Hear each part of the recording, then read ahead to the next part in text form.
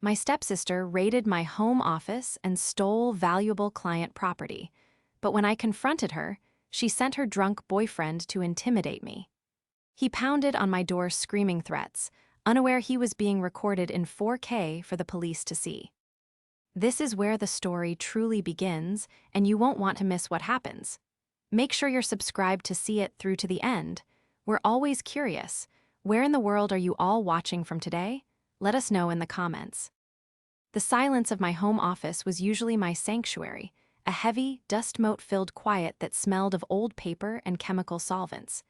It was a smell most people found musty, but to me, it was the scent of history being preserved. I was sitting at my restoration desk, the articulated magnifying lamp pulled low over a collection of Civil War-era letters I was stabilizing for a private museum. My hands were trembling, but not from the delicate work. They were shaking because I had just thrown up in the downstairs bathroom. I had been fighting a migraine for 2 days, a jagged spike of pain behind my left eye that made the bright task lighting agony. I had pushed through it because the deadline for the museum commission was strict, and I needed the final payment to cover the property taxes on the house. This house. The one my grandmother left me, the one Samantha, my stepmother, always called too big for a single woman. I took a sip of lukewarm water, trying to steady my breathing. Focus, Sophia, just 2 more letters. I reached for the small, fireproof safe I kept under the heavy oak desk. It was where I stored the finished pieces before shipment, along with the cash retainer fees clients sometimes paid. I needed the specific archival brush I had locked away in there to ensure it didn't get contaminated by the general dust of the room. I punched in the code, beep, beep, beep, click. The heavy door swung open. My stomach, already empty and sour, dropped through the floor. The velvet-lined shelf, where the completed packet of letters, valued at over $5,000, should have been, was empty. The leather pouch containing $300 in petty cash for supplies was gone. I stared into the dark metal void of the safe, my brain refusing to process the visual information. I blinked, sure that the migraine was causing a blind spot, a hallucination. I reached in, my fingers brushing against the cold steel walls. Nothing. "No," I whispered, the word scraping against my raw throat. "No, no, no." I scrambled backward, my chair screeching against the hardwood floor, and frantically scanned the office. Had I moved them? Had I sleepwalked? Had I put them on the drying rack? I checked the rack, empty. I checked the shipping station, empty. Panic, cold and sharp, replaced the dull throb of the migraine. That collection wasn't just paper, it was insured property. If it was lost, my professional liability insurance would skyrocket, my reputation would be incinerated, and I would be liable for the value. Then I saw it. On the floor, near the door frame, half hidden by the drape of the curtains, was a small, frantic smudge of pink glitter. It was distinct. It was aggressive.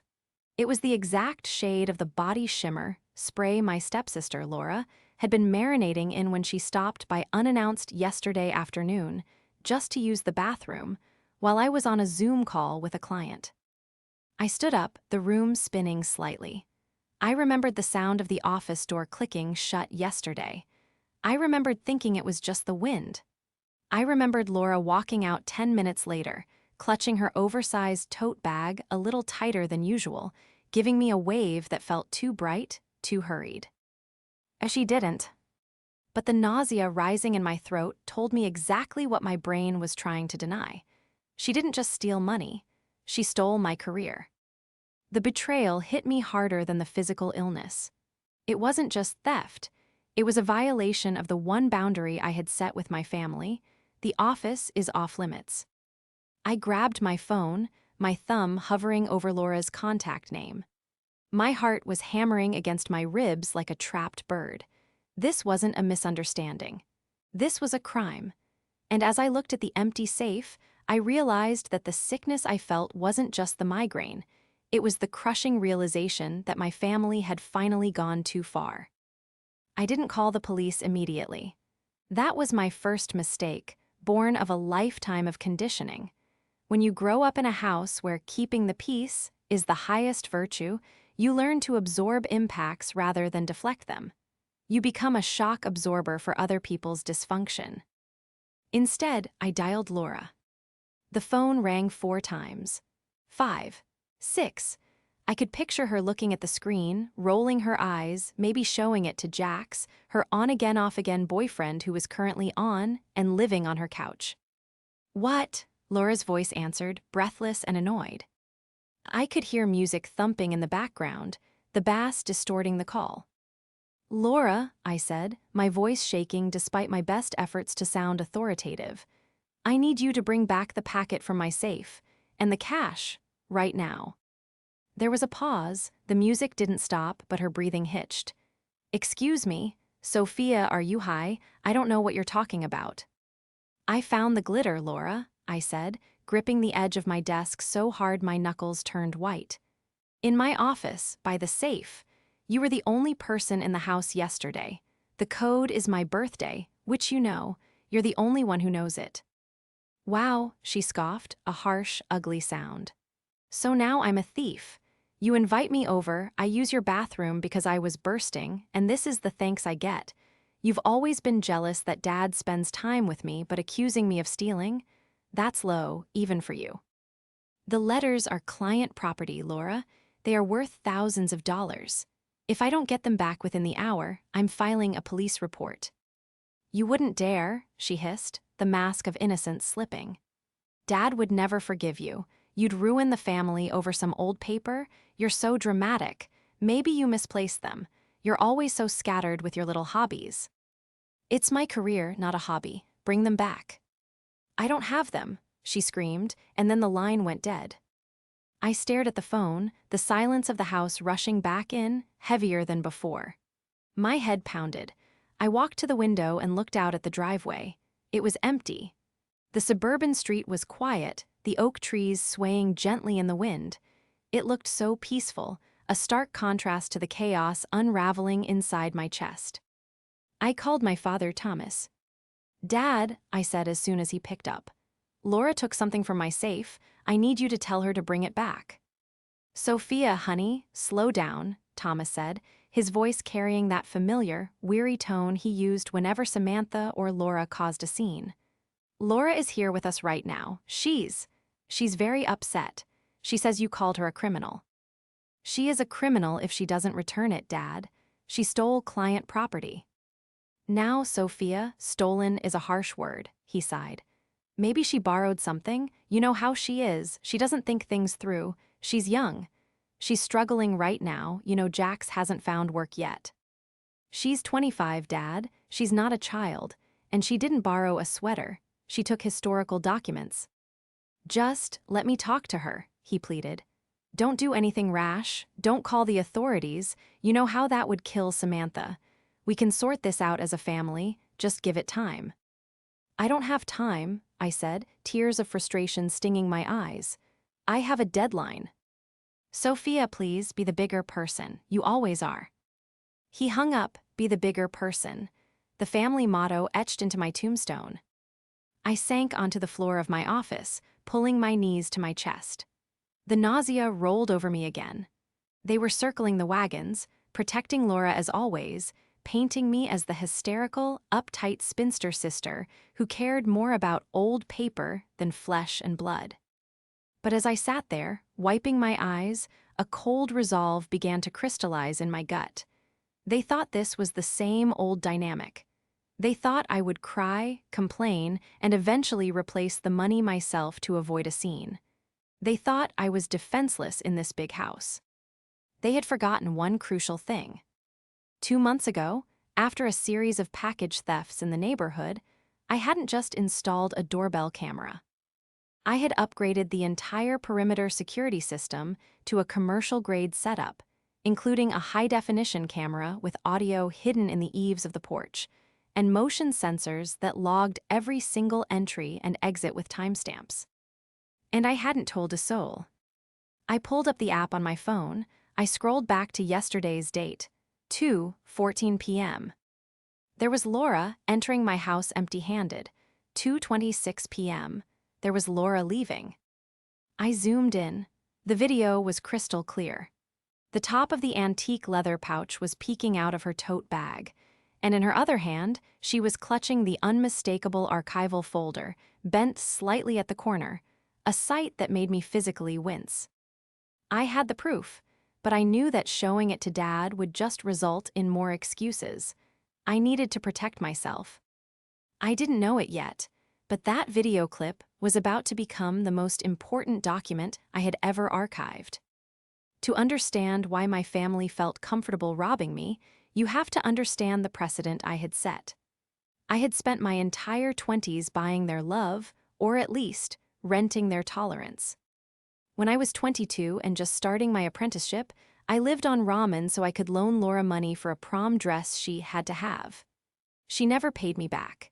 When Samantha, my stepmother, crashed her car and didn't have the deductible, I dipped into my savings to cover it. "It's what family does," Thomas had said, patting my shoulder while looking at the floor. I was the responsible one, the boring one, the bank. My mother died when I was 10. Thomas married Samantha 3 years later, and she came as a package deal with Laura, who was 5 at the time. Samantha wasn't evil exactly, but she was profoundly indifferent to me. Her world revolved around Laura, Laura's dance recitals, Laura's breakups, Laura's potential. I was just the quiet remnant of a previous life, something to be managed. And then there was Jax. I had met Jax 6 months ago when Laura brought him to Sunday dinner. He was 27, a fitness entrepreneur, which seemed to mean he posted videos of himself lifting weights and sold dubious supplements out of his trunk. He had a wandering eye and a handshake that was meant to crush your fingers just to prove he could. From day one, Jax had looked at my house not as a home, but as a calculator. "Nice place," he had said, walking around my living room without taking his shoes off, tracking mud onto the rug. "What's the square footage? Market's hot right now. You could flip this and make a killing. Why do you need all this space just for yourself?" "It's my home," I had replied curtly. "Just saying," he'd smirked, winking at Laura. "Seems wasteful. Laura and I are looking for a place, hard to find good spots." He was the kind of man who confused aggression with strength and loudness with intelligence. He drove a lifted truck he couldn't afford, wore clothes that were too tight, and spoke over everyone, especially women. After I hung up with my dad, the silence in the house stretched for another hour. The sun began to set, casting long, bruised shadows across the office floor. Then my phone buzzed, a text from Laura. "Dad says freaking out. Jax is pissed that you called me a thief. He says you owe me an apology." I stared at the screen, my jaw tightening. I owed her an apology. Another text followed immediately. "He's coming over to talk to you. He wants to settle this." My blood ran cold. Settle this, in Jax's vocabulary, didn't mean negotiation. It meant intimidation. He had a temper. I had seen him punch a wall once because his football team lost. I looked at the timestamp, sent 2 minutes ago. I stood up, the chair scraping loudly this time. I walked out of the office and down the hallway to the front door. I checked the deadbolt. Locked. I checked the handle lock. Locked. I went to the keypad for the security system mounted on the wall. I armed it to stay instant, meaning any breach of the perimeter would trigger the siren immediately. I wasn't the 22-year-old girl who paid for the prom dress anymore. I wasn't the daughter seeking approval. I was a professional protecting her livelihood. I went to the kitchen and poured a glass of water, my hand surprisingly steady now. The fear was still there, buzzing under my skin, but it was being overtaken by a cold, hard fury. They had taken my work. They had insulted my integrity. And now they were sending an enforcer to my home. I looked at the iPad mounted on the kitchen wall, which streamed the camera feeds. The street was dark. Then headlights swept across the driveway. A truck engine roared, louder than necessary, revving aggressively before cutting off. I watched the screen. The driver's door of the black pickup truck swung open. Jax stepped out. He was wearing a tight black t-shirt, and even on the grainy night vision, I could see he was swaying slightly. He slammed the truck door so hard the camera shook. He didn't walk to the walkway. He cut across the grass, stomping through my flower beds. He wasn't here to talk.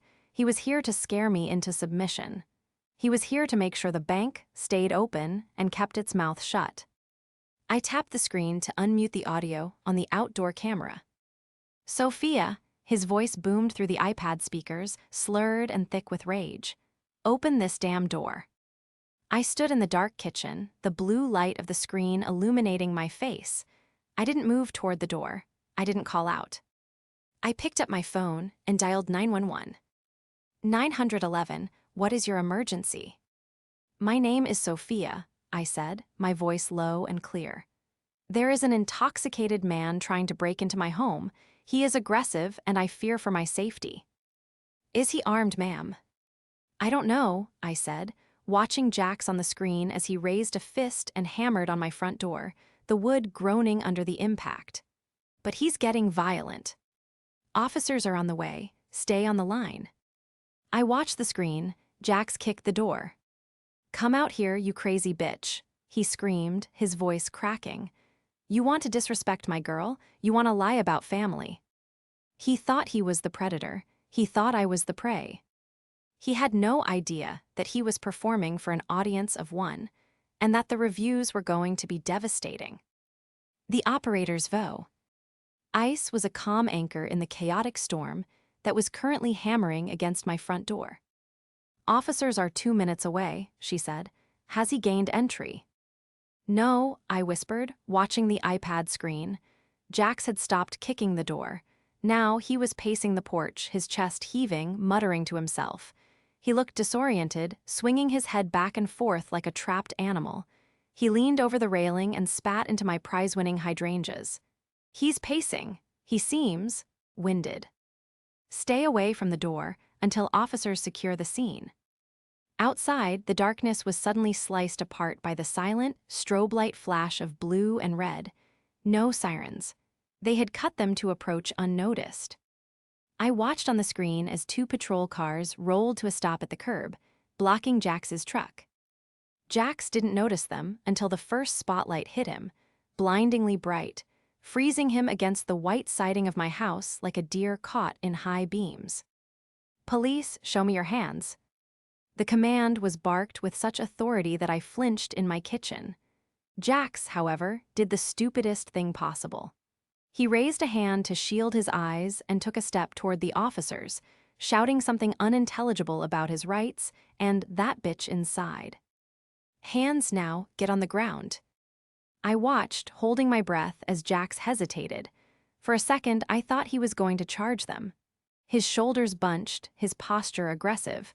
But the sight of 2 officers drawing their tasers seemed to penetrate the alcohol fog. He crumbled. Slowly, clumsily, he sank to his knees, then onto his stomach. I'm doing it. The camera picked up his whine, the bravado evaporating instantly. "She's crazy, man. You gotta listen to me." I stayed on the line with the dispatcher until there was a knock on my door. A firm, professional rap that sounded nothing like Jax's assault. "Ma'am, it's the police. The suspect is detained." I unlocked the deadbolt and opened the door. The cool night air hit my face, smelling of exhaust and the ozone scent of impending rain. Jax was handcuffed in the back of the cruiser, his face pressed against the window, looking distorted and pathetic. A female officer, Officer Miller according to her badge, stepped onto the porch. She looked at the scuff marks on the door, the trampled flower bed, and then at me. "Are you okay, ma'am?"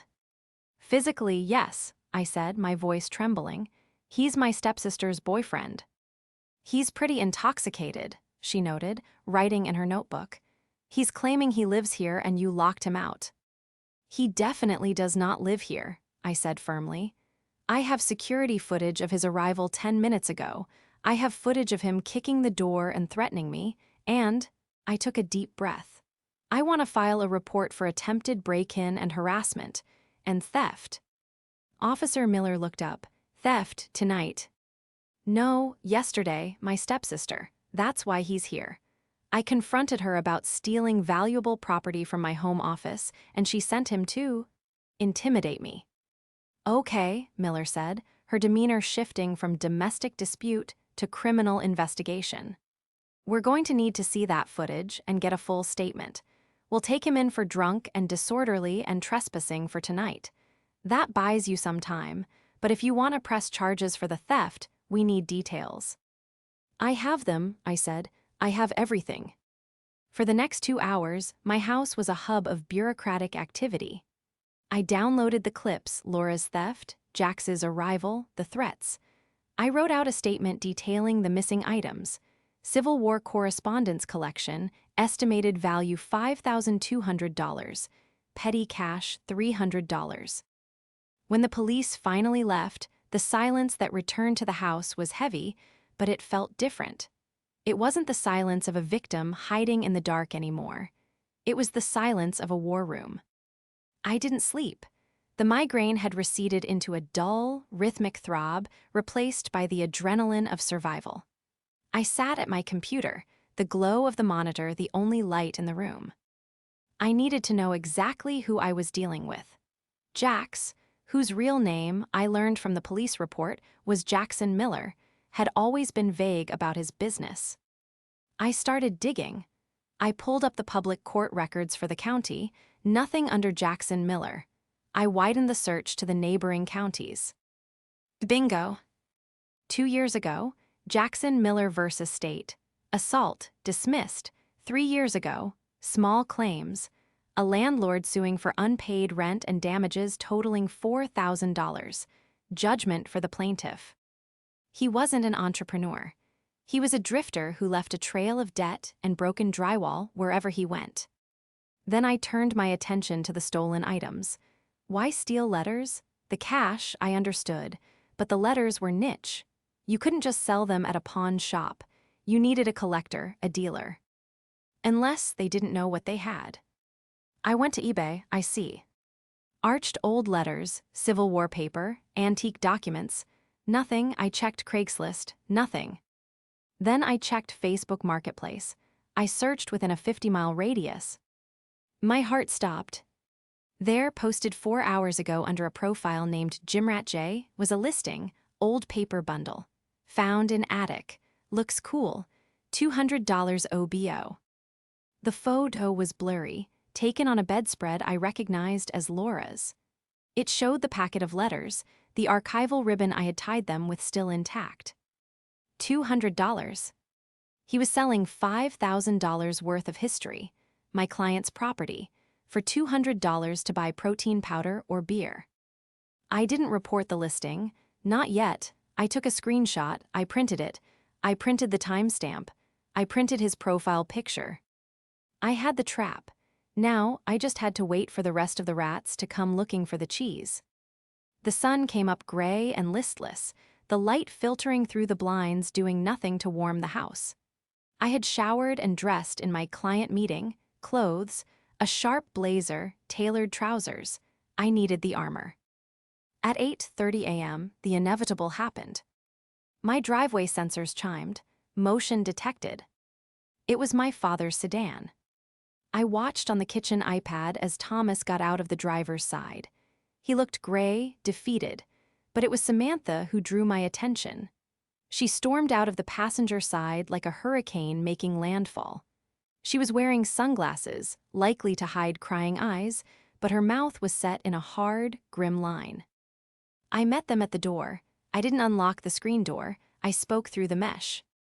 Sophia, Samantha began before she even reached the steps. Open this door right now. Do you have any idea what you've done? I protected my home, I said calmly. Jax came here drunk and violent. He was just upset, she shrieked, ripping off her sunglasses. Her eyes were puffy and red. He called us from the station. He's in a cell, Sophia, a cage, because of you. He has a record now. You've ruined his potential employment opportunities. He ruined them himself when he tried to kick down my door, I said. Dad, are you going to say anything? Thomas looked at his shoes, then up at me, his eyes pleading. Soph, honey, you didn't have to call the police. We could have handled it. You know how sensitive Laura is. Jax is. He's all she has right now. He's a criminal, Dad, and so is she. Don't you dare call my daughter a criminal? Samantha lunged at the screen door, rattling the handle. She is a sweet, confused girl who is going through a hard time. She didn't steal anything. She told me she just borrowed $20 for gas. $20? I laughed, a dry, humorless sound. Come inside, both of you. Sit down, I have something to show you. I unlocked the door. Samantha brushed past me, radiating heat and expensive perfume. Thomas followed, murmuring a quiet thank you. I led them to the living room, where I had connected my laptop to the large television. Sit, I commanded. I don't want to watch your movies, Sophia, Samantha spat, crossing her arms. I want you to drop the charges. Now, call the station and tell them it was a misunderstanding. Tell them he lives here. Watch, I said, and I pressed play. The 65-inch screen filled with the high-definition footage of my office. Timestamp, yesterday to 14 p.m. Laura walked in. We all watched as she rifled through the drawers. We watched her find the safe. We watched her punch in the code without hesitation. She knows the code, Thomas whispered, looking sick. Because I trusted her, I said. On the screen, Laura shoved the cash into her bag. Then she picked up the letters. She flipped through them, tossed them in the bag, and then, the kicker, she picked up a silver letter opener, considered it, and dropped it in too. Samantha was silent. Her face was pale. I switched clips. Timestamp, last night 9:45 p.m. Jax's face filled the screen, distorted by rage. The audio boomed through the surround sound speakers. Come out here, you crazy bitch. I'm gonna smash your face in. We watched him kick the door. We watched him spit on the flowers. We watched the police take him down. When the video ended, the room was dead silent. There, I said, crossing my arms. That is your sweet girl and her passionate boyfriend. She stole over $5,000 worth of client property. He attempted a home invasion. I waited for the apology. I waited for the realization. Samantha looked up.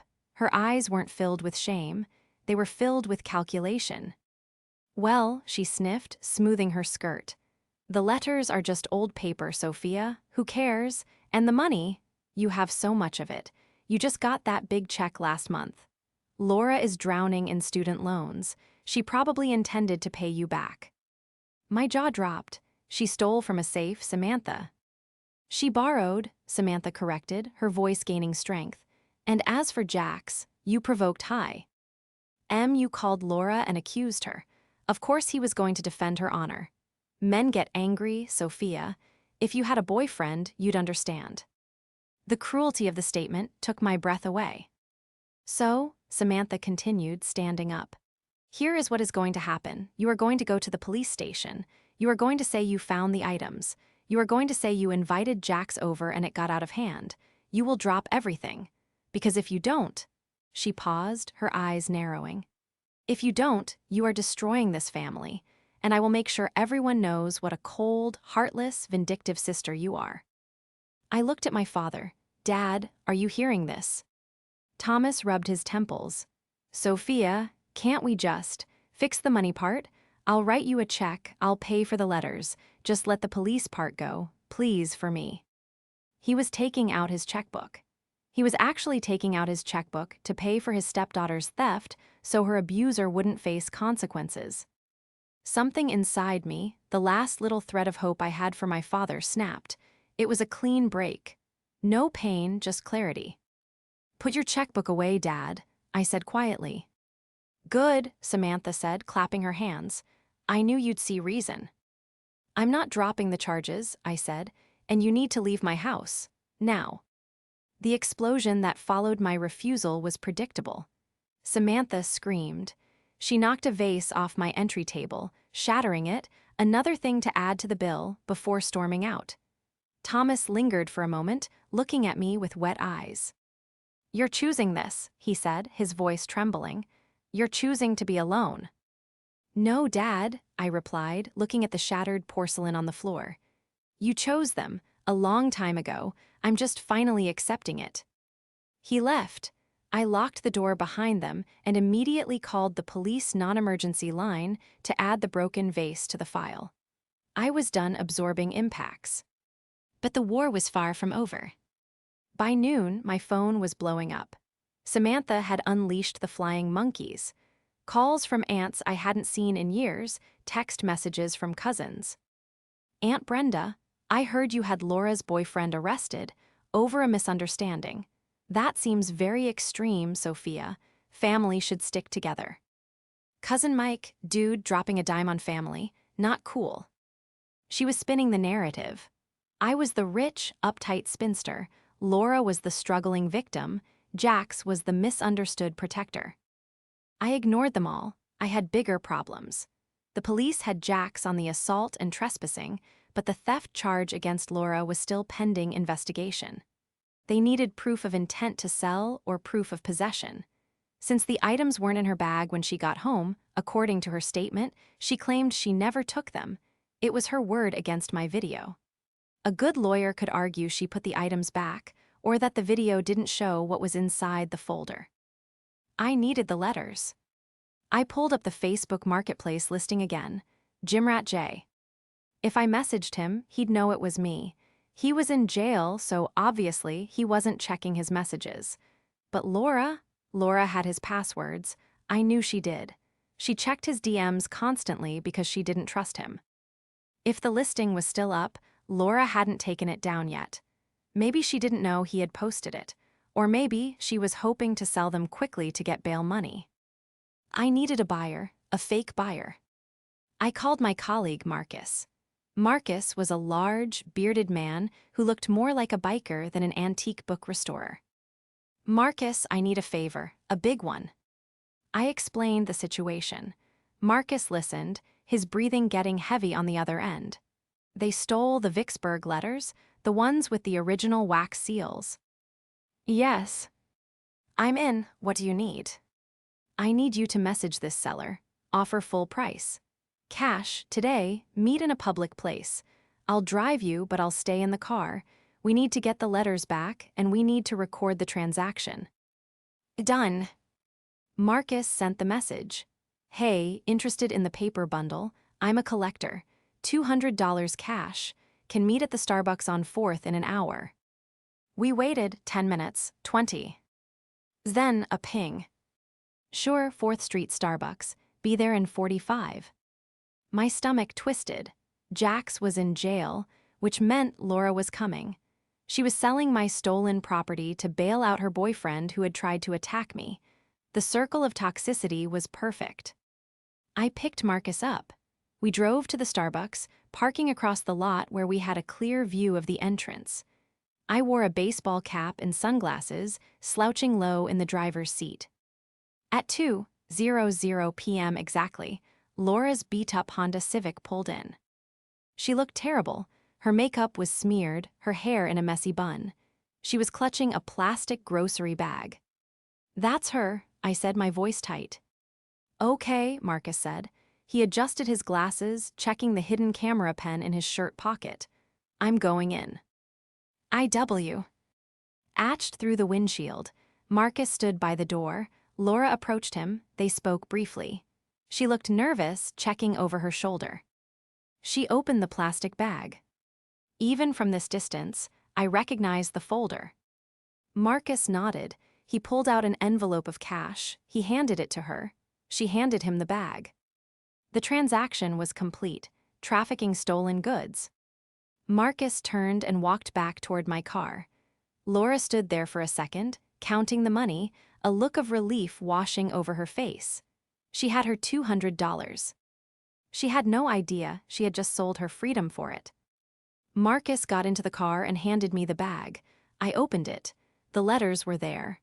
A little bent at the corners, smelling faintly of cheap body spray, but intact. Did you get it? I asked. Marcus tapped his pen. Audio and video, crystal clear. She even said, my boyfriend found these in an attic. She lied about the provenance. That's fraud on top of theft. I held the letters against my chest, feeling the texture of the old paper. Thank you, Marcus. What now? He asked. I watched Laura get back into her car. likely heading to the bail bondsman. Now, I said, putting the car in gear. We go to the precinct. I have a sequel to show Officer Miller. The investigation wasn't just about a stolen heirloom anymore. I had proof of a conspiracy between the two of them. Laura wasn't a victim of Jax's influence. She was an active participant. She had seen him get arrested, and her first instinct was to fence the stolen goods to pay for his release. I drove toward the police station, the heavy weight in my chest finally beginning to lift. They thought they could bully me into silence. They thought family meant complicity.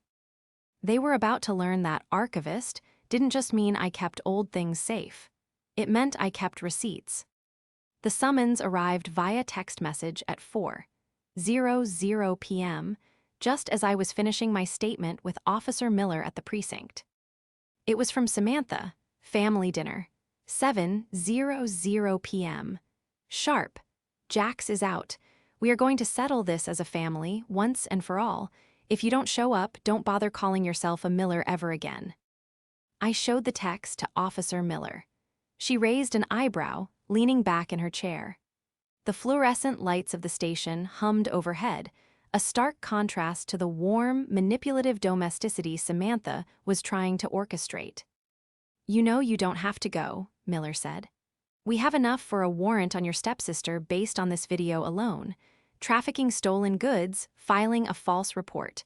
We can pick her up at her residence. No, I said, looking at the phone screen. A cold calm had settled over me, a feeling like the surface of a frozen lake. If you arrest her at her apartment, she'll spin it. She'll tell my dad she was framed. She'll tell the family I planted the evidence. I need them to see it. I need them to watch her do it. Officer Miller hesitated, then nodded slowly. We can't advise you to put yourself in a volatile situation. However, if you tell us where she's going to be, we can execute the warrant there. 7:00 p.m., I said. My father's house, 42 Oak Creek Drive. I drove home to change. I didn't dress for a fight, I dressed for a funeral. I wore a simple black dress, minimal makeup. I backed up the video file to a USB drive, and just to be safe, I uploaded it to a private cloud link accessible from my phone. I pulled into my father's driveway at 7:05 p.m. The house was blazing with light. It looked like a beacon of suburban normalcy, the kind of place where people discussed grades and vacations, not felonies and restraining orders. Jax's truck was there, parked crookedly on the lawn again. I walked to the door. I didn't knock. I used my key, the key Samantha had been pestering me to return for years. The smell hit me first, roast chicken and heavy, floral perfume. They were sitting in the dining room. The table was set with the good china, the wedding china. It was a grotesque pantomime of a happy family dinner. Samantha was at the head of the table. Thomas was opposite her, looking at his plate. Laura and Jax were side by side. Jax had a beer in his hand, looking smug. Laura looked pale, her eyes darting around the room like a trapped animal. You're late, Samantha said, not looking up from her salad. Sit down, we've already started. I remained standing in the archway. I'm not hungry. Sit down, Sophia, Jax boomed, slamming his beer onto the table. Show some respect. You put me in a cage last night. The least you can do is sit down and listen to the terms. The terms? I asked, walking slowly into the room. I pulled out the chair opposite Laura and sat. I didn't reach for a napkin. Yes, the terms, Samantha said, wiping her mouth delicately. We've been talking. Jax has been through a traumatic event. A false arrest is a stain on his reputation. And Laura is traumatized by your accusations. We've decided TH. To keep this out of court, which would be embarrassing for you as well, you are going to pay Jax's legal fees and his bail. And you're going to sign a statement saying the theft was a misunderstanding. Thomas made a small noise in his throat, a whimper of protest that died before it reached his lips. I looked at him. Dad, is this what you want? He looked up, his eyes watery and red-rimmed. Sophia, I just want peace. I just want everyone to stop fighting. If paying the money fixes it, you have the money, don't you? The finality of his cowardice hit me like a physical blow. He wasn't malicious, he was just weak.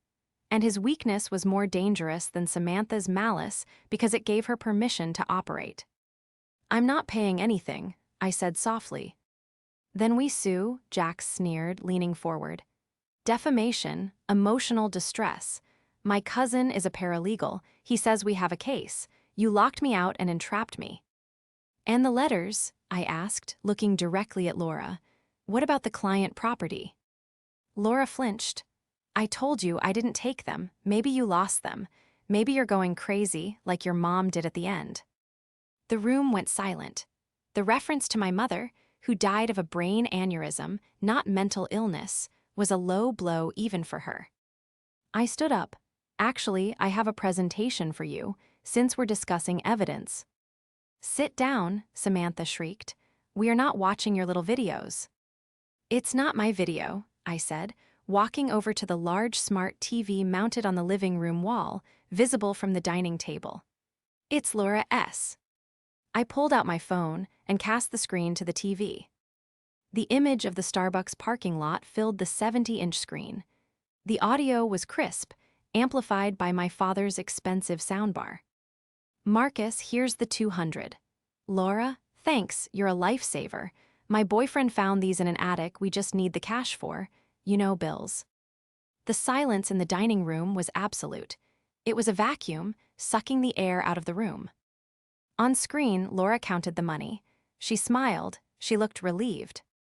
I paused the video on her smiling face, freezing the image of her betrayal in 4K resolution. I turned back to the table. Laura was shaking. Her fork clattered onto her plate. Jax looked confused, his brow furrowed. "Wait, you sold them? You told me you didn't take them." "She sold them to bail you out, Jax," I said, my voice cutting through the room. "She stole $5,000 from me, sold it for $200, and used the money to get you out of jail so you could come here and threaten me." Samantha stood up, her face a mask of fury. But this time, it wasn't directed at me. She looked at Laura. You told me you didn't do it. I defended you to the family. I told everyone Sophia was lying." Laura stammered, tears spilling over. "I had to. Jax was in jail. I didn't have any money." "So you stole from your sister?" Thomas whispered. He stood up slowly, looking at Laura as if he'd never seen her before. "You looked me in the eye and swore on your life." "It's just paper, Dad," Laura screamed, standing up and knocking her chair over. "Who cares? Sophia has everything. She has the house, the career, the money.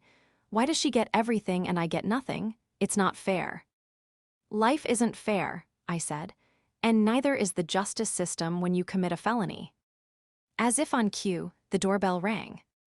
The heavy, authoritative pounding of police knuckles. Laura froze. The color drained from her face, leaving her looking like a wax doll. "No," she whispered. "Sophia, no." I walked to the front door. Samantha didn't move to stop me. She was slumped in her chair, staring at the paused image on the TV. I opened the door. Officer Miller stood there, flanked by 2 other officers. "Sophia Miller?" she asked formally. "Yes, they're in the dining room." The officers filed past me. I didn't follow them in. I stayed in the hallway, leaning against the wall, listening. "Laura Davis? No, you can't. Ma'am, you are under arrest for grand larceny and trafficking stolen goods. Turn around and place your hands behind your back." Mom, do something. Jax, help me." I heard the scuffle of chairs, the click of handcuffs. I heard Jax protesting, trying to distance himself. "I didn't know. I swear, officer, I thought she got the money from her dad. I'm innocent." I watched as they led Laura out. She was sobbing, a raw, ugly sound that echoed off the high ceilings. She looked at me as she passed, her eyes filled with hate and terror. "You ruined my life," she screamed. "You did that yourself," I replied calmly. Jax followed, not in cuffs, but being escorted out by another officer. "And you, sir," the officer was saying, "we need to have a chat about your bail conditions. Consorting with a known felon might be a problem." Samantha and Thomas were left alone in the dining room. The food was getting cold. The happy family Assad was shattered, lying in pieces on the floor along with the overturned chair. I walked to the doorway one last time. "I'll send you the bill for the lock change on my house," I said. Then I turned around and walked out into the cool night air. The fallout was slow, bureaucratic, and entirely thorough. Laura didn't get out on bail that night. With the video evidence of her selling stolen goods while her boyfriend was already in custody, the judge considered her a flight risk and a repeat offender risk. Samantha tried to put up the house as collateral, but Thomas, in a moment of spine that surprised us all, refused to sign the paperwork. Jax turned on Laura immediately. In exchange for leniency on his trespassing charge, he gave a statement detailing how Laura had planned to steal from me for weeks, complaining about my hoarding of wealth. He threw her under the bus so hard I was surprised she didn't have tire marks on her back. I didn't have to attend the trial. Laura took a plea deal: 18 months probation, mandatory community service, and restitution of the full value of the items, value she would have to pay back to me in installments for the next 5 years. It wasn't prison, but it was a criminal record. Her dreams of being an influencer were severely hampered by a larceny conviction. The silence in my house in the weeks that followed was different. It wasn't the silence of hiding, it was the silence of peace. I installed a new smart lock on the front door, one that required a fingerprint. I bought a better safe. And I finished the restoration of the Civil War letters. When I returned them to the museum curator, he marveled at their condition, completely unaware of the detour they had taken through a Starbucks parking lot. I invoiced him, and the check cleared 2 days later. 3 months after the dinner, a letter arrived in my mailbox. It was handwritten, in a script I recognized instantly. "Sophia, I know you probably won't answer my calls. I don't blame you. I'm staying at an apartment near the office now. Samantha and I are separated. We're attending counseling, but I don't know if we can come back from this." I realized something that night. I realized that I've been buying peace at your expense for 20 years. I let you carry the weight of this family because you were strong enough to bear it, and I punished you for that strength. I am so sorry. I miss you. I'm proud of you. Love, Dad. I sat on my porch, reading the letter. The sun was setting, casting golden light over the hydrangeas, which were finally blooming again after Jax had trampled them. I didn't call him immediately. I wasn't ready to let him back in completely. Forgiveness is a process, just like restoration. You have to clean away the grime, stabilize the damage, and sometimes you have to accept that the tear will always be visible, even if it's mended. But I did save the letter. I put it in my safe, right next to the backup hard drive containing the security footage. I had my career. I had my self-respect. And for the first time in my life, I had boundaries that were reinforced with steel and 4K video. The next morning, I changed my Netflix password. It was a petty move. I knew Samantha was still using my account. But as I saw the notification pop up on my phone, device, Samantha's iPad, failed to log in, I smiled. It was a small victory, but it felt like freedom.